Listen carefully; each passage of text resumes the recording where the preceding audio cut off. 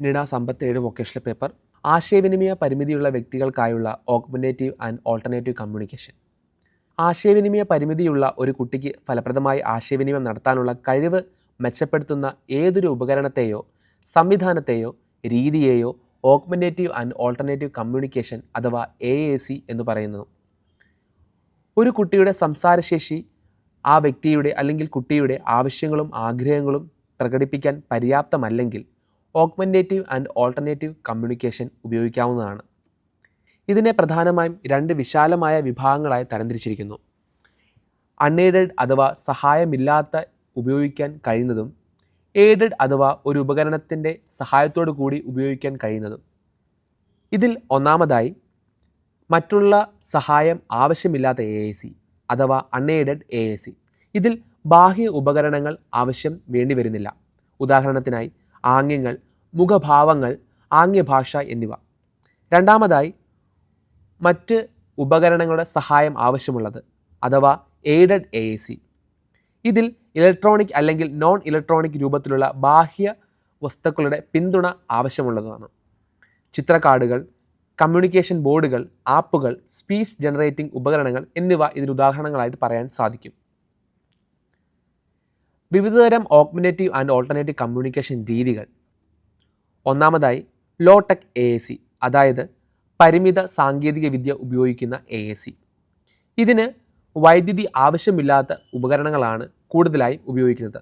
ഉദാഹരണത്തിനായി ചിത്രകാർഡുകൾ, ആശയവിനിമയ ഫോൾഡറുകൾ, big mark, super talker, glow talk പോലുള്ള ലളിതമായ റെക്കോർഡിംഗ് ഉപകരണങ്ങൾ എന്നിവ ഇതിന് ഉദാഹരണമായി പറയാനായിട്ട് സാധിക്കും.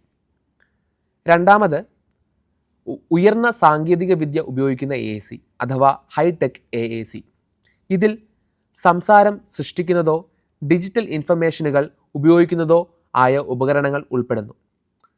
വോയിസ് ഔട്ട്പുട്ട് കമ്മ്യൂണിക്കേഷൻ എയ്ഡ്സ് അഥവാ VOCA, സ്പീച്ച് ജനറേറ്റിംഗ് ഡിവൈസുകൾ അഥവാ SGD, Avaz, Proloquo to go, Jellow പോലുള്ള ആപ്പുകൾ, iGaze system, text to speech ഉപകരണങ്ങൾ എന്നിവ ഇതിന് ഉദാഹരണങ്ങളായിട്ട് പറയുവാൻ സാധിക്കും.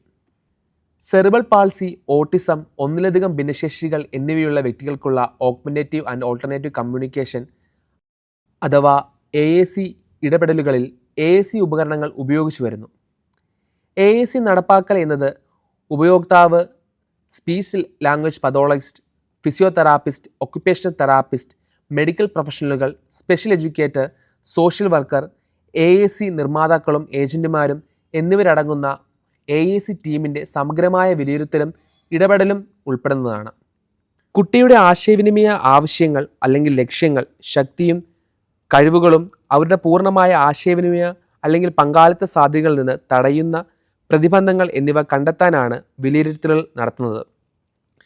പരമ്പരാഗത സംസാര ചികിത്സയിലൂടെ അഥവാ സ്പീച്ച് തെറാപ്പിയിലൂടെ ആശയവിനിമയം നടത്താൻ കഴിയാത്ത വ്യക്തികളിൽ ആശയവിനിമയത്തിൻ്റെ കാര്യക്ഷമതയും ഫലപ്രാപ്തിയും പരമാവധി വർദ്ധിപ്പിക്കുക എന്നതാണ് AAC ഇടപെടലിൻ്റെ ലക്ഷ്യം.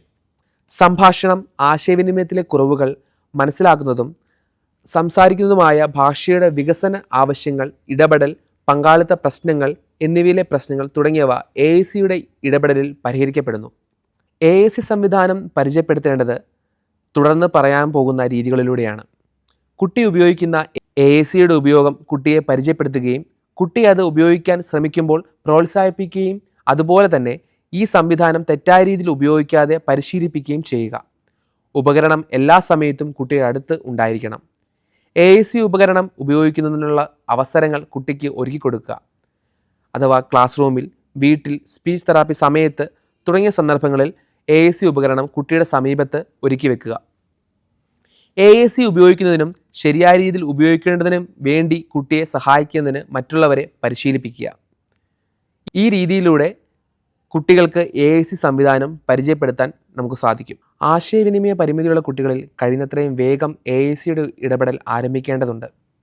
ഇതിൻ്റെ ഇടപെടൽ കുട്ടിയുടെ ദൈനംദിനങ്ങളിലെ സ്വാഭാവിക സാഹചര്യങ്ങൾ മെച്ചപ്പെടുത്തുകയും ഒപ്പം അനുയോജ്യമായ ഭാഷ നൽകുകയും ചെയ്യുന്നു. AAC സംവിധാനങ്ങൾ സജീവവും രസകരവും കളികളുമായി സംയോജിപ്പിക്കുന്നതിലൂടെ അവരുടെ ആശയവിനിമയം എളുപ്പത്തിലാക്കാനും സഹായിക്കുന്നു.